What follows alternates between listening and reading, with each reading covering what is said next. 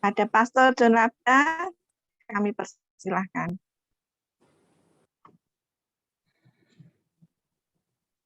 Baik,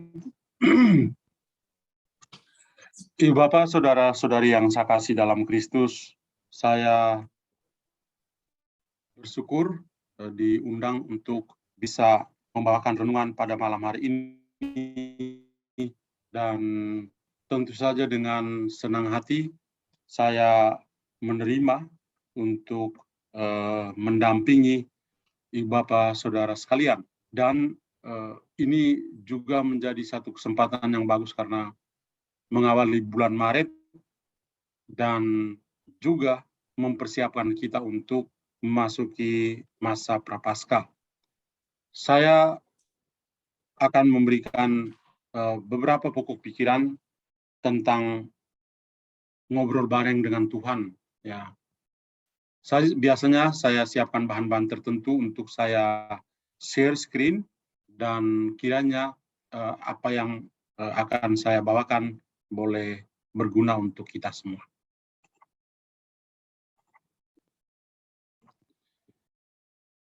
Baik, kalau kita merenung tentang ngobrol bareng dengan Tuhan, itu pikiran kita pasti tertuju pada banyak hal. Tapi sekurang-kurangnya dua hal yang penting yang kita bisa pahami adalah bagaimana kita membangun relasi yang akrab dengan Tuhan. Relasi yang akrab dengan Tuhan itu ditandai dengan doa. Ya, doa antara secara lisan atau doa batin yang kita lakukan bisa membuat kita menjadi akrab dengan Tuhan, relasi yang baik dengan Tuhan. Lalu yang kedua, ngobrol dengan Tuhan juga kita bisa lakukan melalui pembacaan kitab suci, dan bagaimana kita siap untuk mendengar apa yang menjadi perkataan dari Tuhan. Orang selalu mengatakan bahwa kalau kita membaca kitab suci, itu kita membaca surat cinta yang Tuhan tulis sendiri untuk kita semua. Maka malam hari ini kita coba untuk mengerti baik-baik ya, sebetulnya apa sih ngobrol bareng dengan Tuhan ini. Ya, ada beberapa poin yang akan saya bagikan bersama dalam permenungan ini. Pertama adalah doa, tentu saja doa yang berkualitas, doa penuh syukur, doa permohonan-permohonan yang bisa kita panjatkan. Kita membaca dan mendengar kitab suci itu manfaatnya apa? Lalu yang ketiga, tidak hanya membaca dan mendengar, tapi kita diingatkan terutama oleh Santo Yakobus untuk bisa menjadi pelaku firman. Nah, saya akan mulai dengan dua sosok inspiratif yang akan membantu kita untuk mengerti tentang ngobrol bareng dengan Tuhan. Kita perhatikan baik-baik dua gambar ini. Gambar yang ini yang saya tunjuk dengan mouse ini adalah gambar Abraham. Abraham ini dikenal sebagai sahabat Tuhan. Dan dia yang berbicara dengan Yahweh dari hati ke hati. Sebentar kita akan lihat satu contoh di dalam kitab suci, bagaimana Abraham itu membangun relasi yang begitu akrab dengan Tuhan. Bagaimana dia ngobrol dengan Tuhan sebagai sahabat, ya, sebagai seorang sahabat. Dan ini yang haruslah menjadi bagian dalam kehidupan kita sebagai orang beriman. Kita mestinya dalam hari-hari hidup kita itu selalu berusaha untuk bersahabat dan akrab dengan Tuhan. Lalu gambar yang kedua ini adalah Tuhan Yesus juga menjadi inspirator bagi kita. Sosok Yesus yang bersama para muridnya itu selalu ngobrol bareng. Sampai-sampai ketika mereka melihat, karena murid-murid Yesus itu lebih banyak adalah mantan-mantan murid Yohanes Pembaptis, maka mereka akhirnya meminta kepada Yesus, "Guru, ajar kami berdoa seperti Yohanes mengajar murid-muridnya." Lalu Yesus mulai ngobrol dengan para muridnya tentang doa yang kita kenal dengan doa Bapa kami. Saya hanya mengambil dua sosok ini, Abraham dan juga Yesus, yang kiranya menjadi dua sosok besar yang mengingatkan kita betapa indahnya kita berdialog atau berbincang-bincang atau kita ngobrol bareng dengan Tuhan. Mari kita mulai dengan sosok dari Abraham, ya. Abraham dan Yahweh. Nah, ini memang menarik. Kalau kita membaca kitab Perjanjian Lama, sosok Abraham ini memang sosok yang unik. Selain Musa, ya, yang juga sangat terkenal, tapi saya hanya coba ambil Abraham saja sebagai bapa kaum beriman. Persahabatan antara seorang pribadi dengan pribadi yang lain, itu kita katakan sebagai sebuah relasi yang akrab, sebuah relasi yang terbuka, saling mempercayai, dan saling menguatkan. Ini pemahaman kita ketika kita bicara tentang persahabatan. Ada orang juga yang mengatakan tentang pertemanan. Oke lah, mau istilah apa, tapi saya lebih tertarik pada kata friendship atau persahabatan ini. Karena ini berbicara tentang relasi kita secara pribadi yang begitu akrab, begitu terbuka, saling percaya, dan menguatkan. Dan dalam kitab suci, orang-orang seperti Abraham dan Yesus sebagai anak Allah, mereka ketika mengatakan tentang persahabatan, itu sebagai model yang mereka tunjukkan. Bagaimana mereka berelasi dengan Yahweh, atau bagaimana Yesus berelasi dengan Bapa, dan itu mereka tunjukkan dalam hidup mereka yang nyata. Bahkan kalau kita membaca surat Yakobus bab 2 ayat 23 atau 2 Tawarik bab 20 ayat 7, kita menemukan di sana satu ungkapan, Abraham itu adalah sahabat dari Allah. Ini dalam kitab suci jarang-jarang kita ketemu, ya, sosok seperti Abraham. Abraham adalah sahabat Allah. Nah, bagaimana Abraham itu kita katakan sebagai sahabat dari Allah? Karena Allah membentuk Abraham untuk setia dan taat kepada kehendaknya.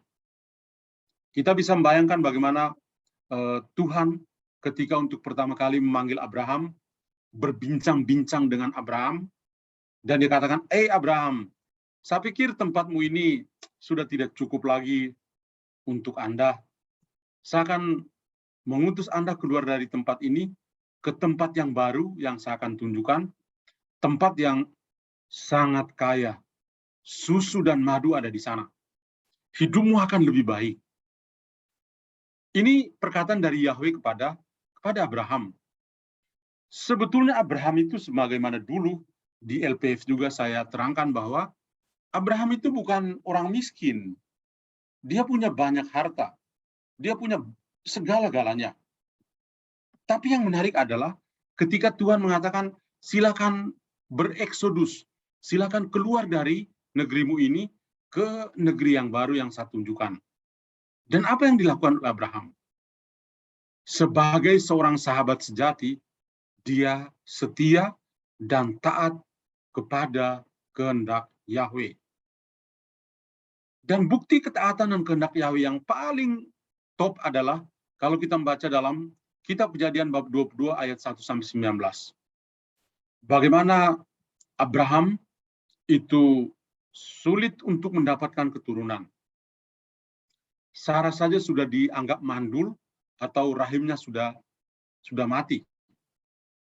Tetapi itu dalam pengamatan manusia. Dalam pikiran Tuhan selalu berbeda. Maka meskipun sudah usia senja, Tuhan masih kasih berkat pada Sarah, yang ketika ada sahabat-sahabat Abraham lewat di tendanya, dan mereka bertanya, Sarah ada di mana? Oh, dia di dalam. Ya, nanti tahun depan ketika kami kembali, ya, dia sudah mengandung dan melahirkan seorang anak laki-laki. Sarah ketika mendengar itu dia tertawa. Karena itu ketika dia melahirkan anaknya, dia kasih nama Ishak. Ya, Ishak. Karena si wanita ini tertawa. Dia merasa geli. Orang sudah setua saya, mana bisa punya anak. Ya. Dan setelah punya anak, apa yang terjadi? Kejadian bab 22 ayat 1-19 mengatakan bahwa Abraham itu diuji kesetiaannya oleh Tuhan. Imannya diuji. Dan luar biasa. Abraham itu benar-benar patuh, benar-benar setia kepada Yahweh. Dia membawa anaknya dari Hebron ke tempat yang baru, ke gunung Tuhan, dan di sana dia mempersembahkannya. Itu memang suatu hal yang luar biasa. Sudah lama mencari anak, akhirnya bisa mendapatkan, ternyata Tuhan mau supaya anak itu dipersembahkan kepadanya. Bayangkan kalau Abraham adalah kita, mungkin sangat sulit untuk kita mengatakan, yes, Lord, ya Tuhan, saya siap untuk mempersembahkan. Tidak mungkin. Tapi orang seperti Abraham ini, dia setia dan dia punya iman yang besar kepada Yahweh. Dan ini ya yang membuat sosok Abraham ini benar-benar sebagai sahabat Allah. Dalam pilihan-pilihan yang sulit, seperti ketika dia diminta untuk mempersembahkan anaknya, Abraham itu mau. Itulah persahabatan sejati. Tidak hanya sebuah pertemanan, tidak hanya sebuah teman atau kawan, tapi sahabat itu nilainya lebih tinggi. Sahabat itu bisa berempati. Saya sebagai anak asrama dulu, kami banyak, tapi ketika selesai dari asrama ya udah selesai. Sekarang kalau ditanya namanya siapa, bingung namanya siapa ya, karena kita hanya teman asrama, tapi bukan sahabat. Abraham adalah sahabat Allah, dan ini sangat luar biasa. Wujud nyata dari relasi persahabatan. Saya kasih sebuah contoh. Kalau kita membaca kitab Kejadian bab 18, kita akan temukan bagaimana ngobrol bareng antara Abraham dengan Yahweh. Bagaimana perbincangan mereka itu menunjukkan persahabatan yang luar biasa di antara mereka berdua. Abraham berbincang-bincang atau ngobrol bareng dengan Tuhan untuk menyelamatkan kota Sodom. Kejadian bab 18 ayat 20-33. Nanti kalau yang punya Alkitab bisa membuka dan membacanya. Tuhan mengatakan begini, ya dia berpikir, apakah aku bisa menyembunyikan kepada Abraham apa yang hendak kulakukan? Bayangkan Tuhan, ya Tuhan ketika dia mau mengambil sebuah keputusan, dia masih pikir mau berdialog dengan si manusia Abraham ini. Ya, Allah macam apa yang kita imani seperti ini ya? Sungguh dekat. Mau mengambil satu keputusan, dia mau tanya dulu, apakah Abraham bisa setuju atau tidak ya? Bayangin, kita perlu merasa malu. Kadang-kadang dalam keluarga, suami atau istri mengambil keputusan sendiri tanpa berdialog dengan keluarga yang ini. Tuhan loh, ya Tuhan ketika dia mau menghancurkan Sodom, dia sudah berpikir ya. Kalau kita membaca Kejadian bab 18 ayat 17 dikatakan, berpikirlah Tuhan, apakah aku akan menyembunyikan kepada Abraham apa yang hendak kulakukan ini? Rasanya Tuhan juga gelisah ketika dia mau mengambil keputusan untuk menghancurkan Sodom. Lalu apa yang dikatakan Tuhan? Tuhan berfirman, sesungguhnya banyak keluh kesah orang tentang Sodom dan Gomora, dan sesungguhnya sangat berat dosanya.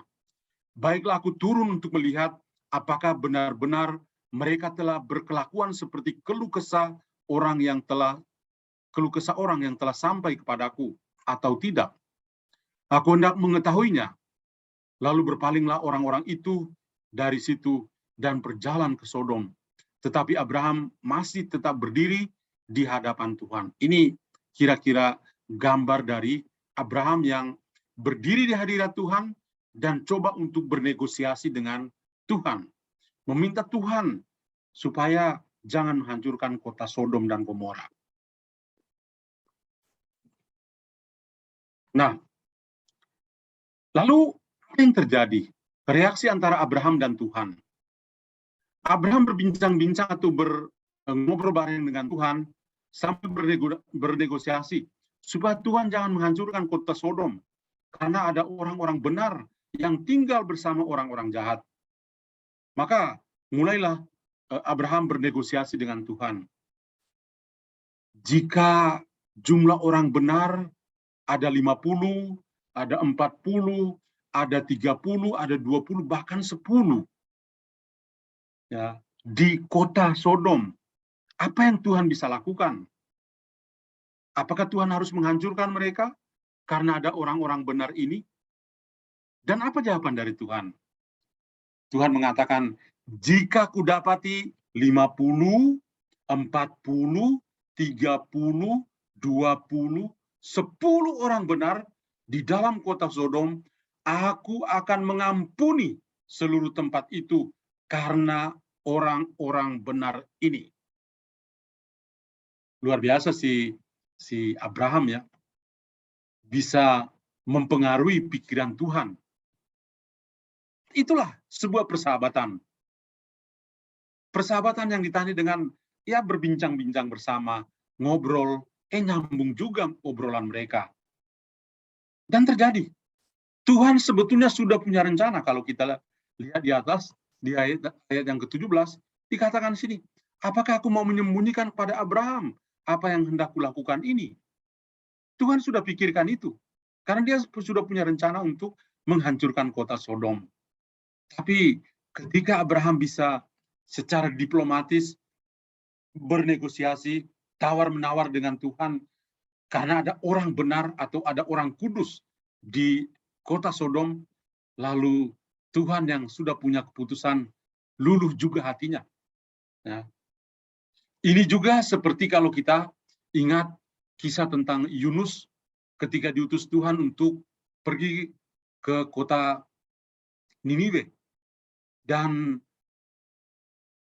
Yunus berteriak keliling kota mengatakan, kalau kalian tidak bertobat, maka kota ini akan hancur. Tapi karena pewartaan Yunus, lalu apa yang terjadi? Yang terjadi adalah Tuhan menyesali apa yang sudah dia rancang. Bahkan Tuhan itu menyesal ya. Tuhan menyesal apa yang dia sudah rancang untuk menghancurkan kota Niniwe. Ini gara-gara apa? Karena ada obrolan dari Yunus. Gara-gara Yunus berbincang-bincang dengan Tuhan, maka Tuhan berubah pikiran. Bahkan dia menyesali apa yang sudah menjadi rencananya. Ini baru rencana loh, Tuhan sudah menyesal. Kita buat dulu baru menyesal kemudian. Kekerasan fisik, kekerasan verbal dulu, baru menyesal. Kok saya gitu ya? Tuhan itu baru rencanakan saja dia sudah menyesal.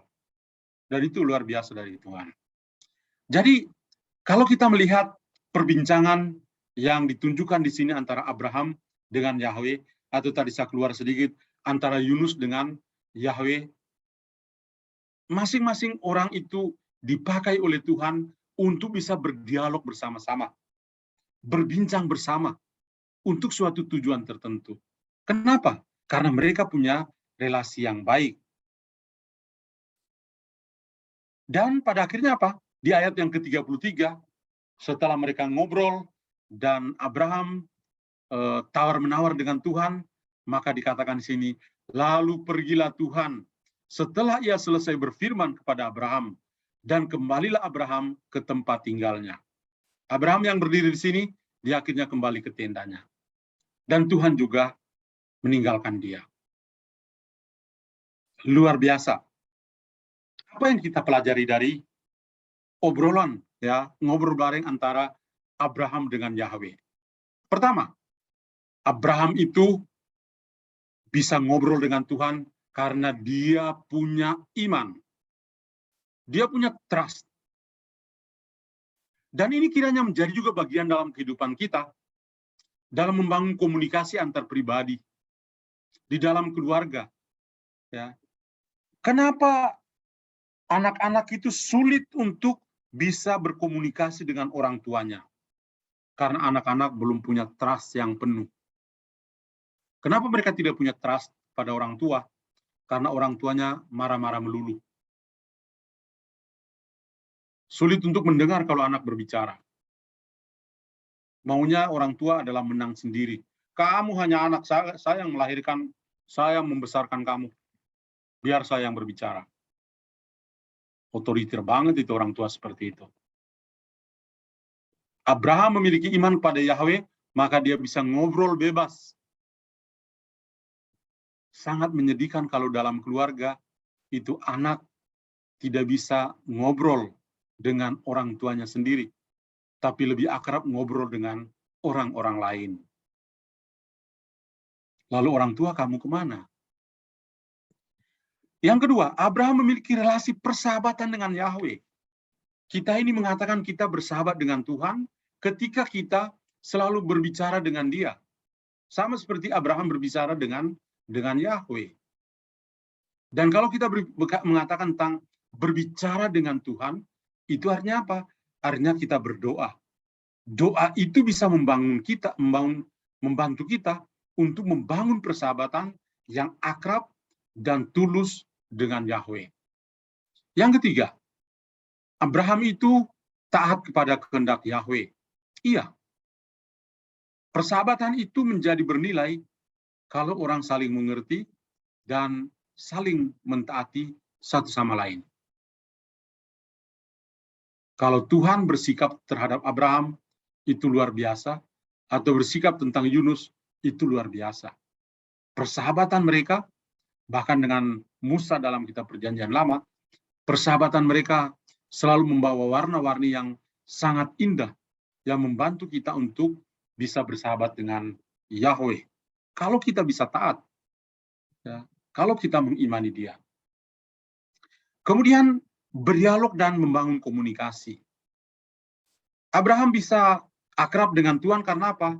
Karena dia sudah selalu punya waktu untuk berdialog, waktu untuk membangun komunikasi dengan Yahweh. Kita membacanya dengan apa? Dengan doa kita. Gimana pertumbuhan doa kita? Apakah kita punya waktu untuk berdialog dan membangun komunikasi dengan Tuhan? Atau kita begitu-begitu saja?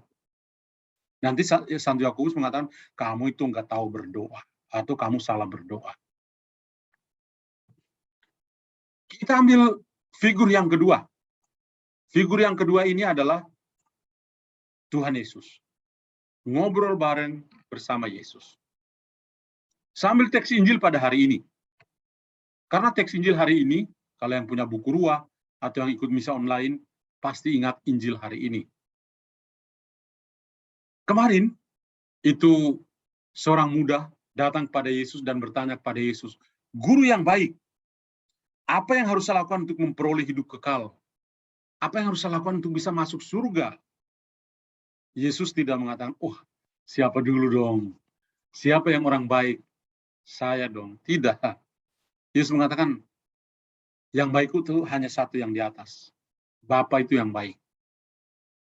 Kemudian, untuk bisa menjelaskan lebih dalam kepada pemuda itu, Tuhan Yesus tahu ya kebajikan, keluhuran dari hidup orang muda itu.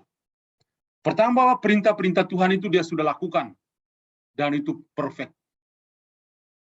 Tapi ada satu yang kurang.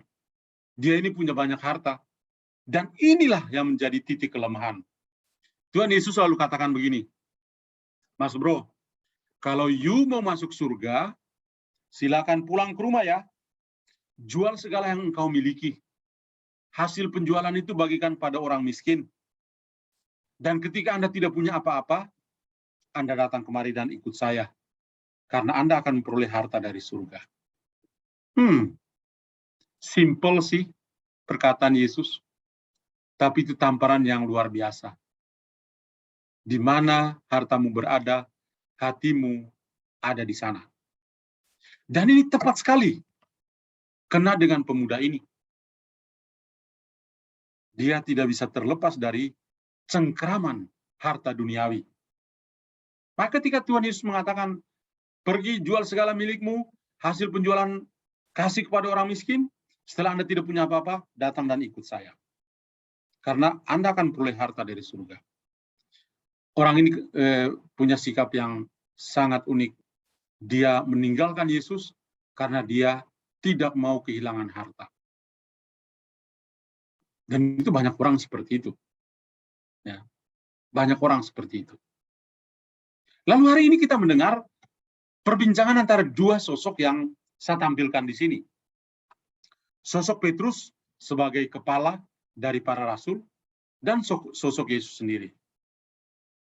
Menyambung Injil kemarin, Petrus lalu bertanya kepada Tuhan Yesus, Guru, kami ini telah meninggalkan segala sesuatu dan mengikuti Engkau. So, pertanyaan kan seperti itu. Lalu gimana? Apa yang kami bisa dapat dari sikap kami yang meninggalkan segala-galanya untuk mengikuti Engkau? Tuhan Yesus tidak main janji-janji. Tapi Tuhan Yesus itu mengatakan suatu kebenaran kepada Petrus dan teman-temannya.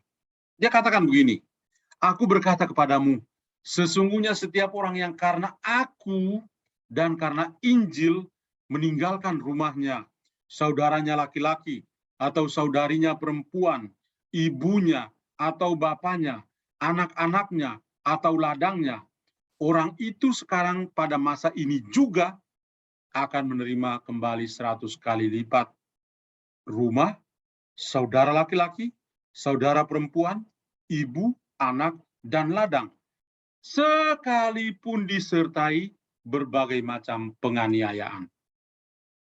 Sekalipun disertai berbagai macam penganiayaan. Dan pada akhir zaman, atau pada zaman yang akan datang, ia akan menerima hidup abadi. Wah, dobel. Sudah terima 100 kali lipat, masih ada jaminan hidup abadi. Lalu dilanjutkan, tapi banyak orang yang terdahulu akan menjadi yang terakhir, dan yang terakhir akan menjadi yang terdahulu. Menarik di sini. Petrus itu sebagai kepala dan selalu ditampilkan oleh para penginjil. Yang lain mungkin masih malu-malu. Dia masih ingat kemarin ya kisah tentang orang muda yang kaya itu. Dia menyesal pergi karena banyak hartanya. Susah untuk bisa meninggalkan harta bendanya. Maka Simon Petrus melanjutkan ini. Kami ini sudah meninggalkan segala-galanya untuk mengikuti Engkau. Jadi apa yang bisa kami peroleh? Sebetulnya mau dilanjutkan seperti itu. Tapi Tuhan Yesus luar biasa. Dia mengatakan padanya. Dan benar. Apa yang Tuhan Yesus katakan ini, saya juga mengalami sebagai seorang imam, sebagai seorang biarawan. Dari tahun 89 saya masuk biara, sampai tahun 2022, waktu yang lebih banyak itu saya, ya lebih dari usia hidup saya itu tinggal di dalam biara. Dan apa yang saya rasakan? Apa yang Tuhan Yesus katakan mendapatkan kembali 100 kali lipat, meskipun disertai dengan penganiayaan, penderitaan, itu saya alami. Itu saya alami. Sebagai seorang imam, sebagai seorang biarawan, betapa banyak sahabat-sahabat. Lebih dari 2 saudara saya. Jadi, begitulah. Ya, Tuhan Yesus ketika dia ngobrol dengan Simon Petrus, ngobrol dengan para muridnya, itu luar biasa. Isi ngobrol bareng dari Simon Petrus dan Yesus itu apa? Petrus, dia mengungkapkan sikap lepas bebasnya dengan meninggalkan segala sesuatu. Saya meninggalkan segala-galanya, tidak punya istri, tidak punya anak, tapi seluruh hidup saya baktikan untuk orang-orang muda. sesuai dengan spiritualitas dari saya sebagai seorang imam Salesian, Don Bosco. Itulah sikap lepas bebas saya. Berani meninggalkan segala sesuatu untuk suatu tujuan yang mulia, yaitu melayani Tuhan di dalam gerejanya. Dan Yesus, ya, dalam obrolannya dengan Simon Petrus dan para murid lain, dia bicara tentang meninggalkan segala-galanya. Berarti segala harta, keluarga, pribadi, kepemilikan, ya. Dan setelah meninggalkan itu, dia akan mendapatkan lebih dari itu, 100 kali lipat, meskipun disertai penganiayaan. Dan yang kedua adalah butuh kerendahan hati. Orang yang rendah hati, dia akan mampu untuk membuka dirinya kepada Tuhan, mampu untuk bisa meninggalkan segala-galanya. Tanpa kebajikan kerendahan hati, sia-sia saja. Maka butuh kerendahan hati, yang terdahulu menjadi yang terakhir, dan yang terakhir akan menjadi yang terdahulu. Apa yang kita pelajari di sini? Obrolan antara Simon Petrus dan Yesus, atau Yesus dan para muridnya. Pertama, butuh sikap lepas bebas. Karena apa? Di mana ada hartamu berada, di situ juga hatimu berada. Hati tidak terikat pada harta dunia. Banyak kali kita mengorbankan keluarga kita, mengorbankan komunitas, mengorbankan pribadi-pribadi tertentu karena egoisme yang kita miliki. Karena kerakusan yang dimiliki oleh manusia. Rakus akan harta. Di mana hartamu berada, di situ hatimu juga berada. Ketika hati sudah terikat pada harta benda, kita susah untuk bisa melihat orang lain yang hadir dalam kehidupan kita. Yang kedua adalah keberanian untuk meninggalkan segala sesuatu. Saya mengalami sendiri. Saya yakin juga di sini mungkin ada suster-suster yang ikut. Kalau ditanya, ya, kami akan mengatakan itu adalah pilihan, opsio fundamental yang kami miliki. Berani untuk meninggalkan segala sesuatu. Kalau tidak punya keberanian untuk meninggalkan segala sesuatu, akan sulit juga untuk bisa melayani dengan sepenuh hati. Akan sulit untuk melayani dengan sepenuh hati. Kerendahan hati untuk mentaati kehendak Tuhan. Kalau mau berhasil, harus rendah hati dan taat pada apa yang Tuhan kehendaki. Dan yang terakhir, ganjarannya adalah menerima 100 kali lipat rahmat dan berkat dari Tuhan. Nah, setelah kita melihat dua contoh obrolan antara Abraham dan Yesus bersama para muridnya, Abraham dan Yahweh, lalu coba kita masuk dalam kehidupan pribadi kita. Kalau kita mengatakan tentang ngobrol bareng bersama dengan Tuhan, dengan dua contoh yang tadi, kiranya cukup mewakili kita untuk berusaha menata relasi pribadi kita dengan Tuhan. Relasi yang intim itu ditandai dengan aspek prayer, berdoa. Katekismus Gereja Katolik mengatakan begini, berdoa itu berarti kita mengangkat hati dan pikiran kita kepada Tuhan. Mengangkat hati dan pikiran kita kepada Tuhan. Dan para bapak gereja itu ya mengatakan begini, orang-orang yang percaya kepada Tuhan atau para pengikut Kristus, mereka itu ada 3 tipe dalam kehidupan doa mereka. Tipe yang pertama adalah mereka yang selalu berpikir dan berdoa kepada Tuhan. Ya. Kalau orang mengatakan berdoa kepada Tuhan, rasanya Tuhan itu begitu jauh. Allah yang kita imani itu jauh sekali. Bukankah Allah adalah Immanuel? Bukankah Allah itu bersemayam di antara kita? Tapi kenapa dia begitu jauh? Dan ketika kita berdoa, kita selalu mengatakan kita berdoa kepada Tuhan. Ini tipe yang pertama, ini tipe yang orang yang baru belajar berdoa. Dulu saya sudah bagikan pemahaman ini dalam LPF ini. Tipe ini kan seharusnya orang tidak hanya berhenti berdoa pada Tuhan, tapi dia harus naik kelas dengan berdoa bersama Tuhan, berbincang-bincang dengan Tuhan, ngobrol bareng dengan Tuhan secara langsung. Jadi berdoa bersama Tuhan. Para murid Yesus berdoa bersama Tuhan. Guru, ajarlah kami berdoa seperti Yohanes mengajar para muridnya.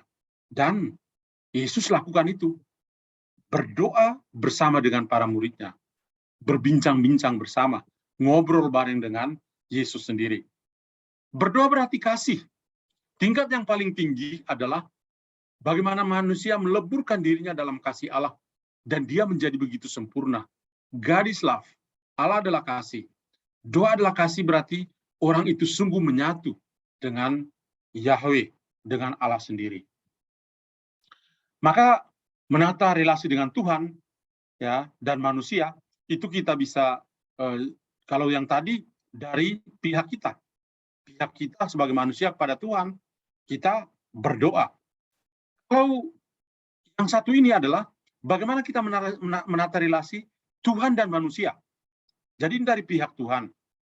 Ini kita jalan dengan 4 poin ini. Dengan bersahabat, akrab dengan sabda Tuhan, akrab dengan kitab suci. Santo Hieronymus mengatakan, tidak mengenal kitab suci berarti tidak mengenal Tuhan sendiri. Maka, apa yang harus kita lakukan? Mari kita meniru Samuel dalam 1 Samuel bab 3 ayat 9. Ketika dia mendengar suap hamba-Mu mendengarkan. Apa yang indah dari mendengarkan sabda Tuhan ini? Ada 4 poin di sini.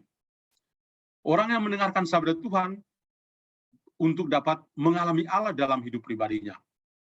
Ketika kita punya waktu, punya kesempatan untuk mendengar, Tuhan berbicara kepada kita melalui sabdanya, itu berarti kita mengalami Allah dalam kehidupan kita. Yang kedua, kita mendengarkan sabda Tuhan untuk bisa menjadi komunitas. Tadi saya baca beberapa kutipan kitab suci, itu mengatakan bahwa kita semua ini adalah satu komunio, satu persekutuan. Yang ketiga, mendengarkan sabda supaya kita setia dalam hidup. Anda mau menjadi suami yang baik, menjadi istri yang baik, menjadi seorang imam atau biarawan yang baik, perlu menata relasi itu dengan Tuhan, ya, dalam hal mendengar sabda Tuhan. Biarkan Tuhan itu berbicara denganmu. Kalau Tuhan bisa berbicara dengan kita, betapa indahnya kita menjadi pribadi yang setia. Tidak akan ada hal yang merintangi sebuah relasi. Kalau sabda Tuhan betul-betul menjadi sebuah kekuatan.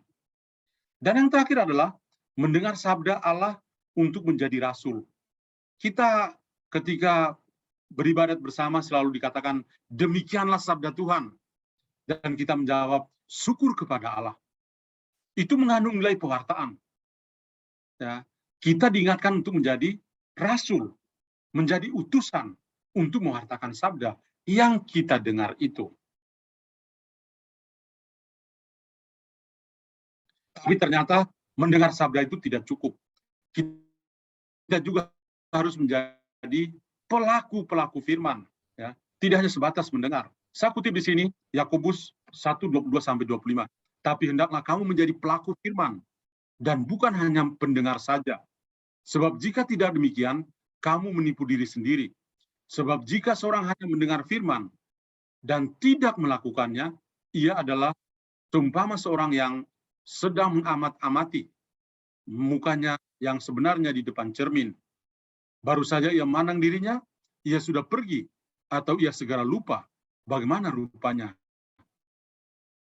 Tetapi barang siapa meneliti hukum yang sempurna,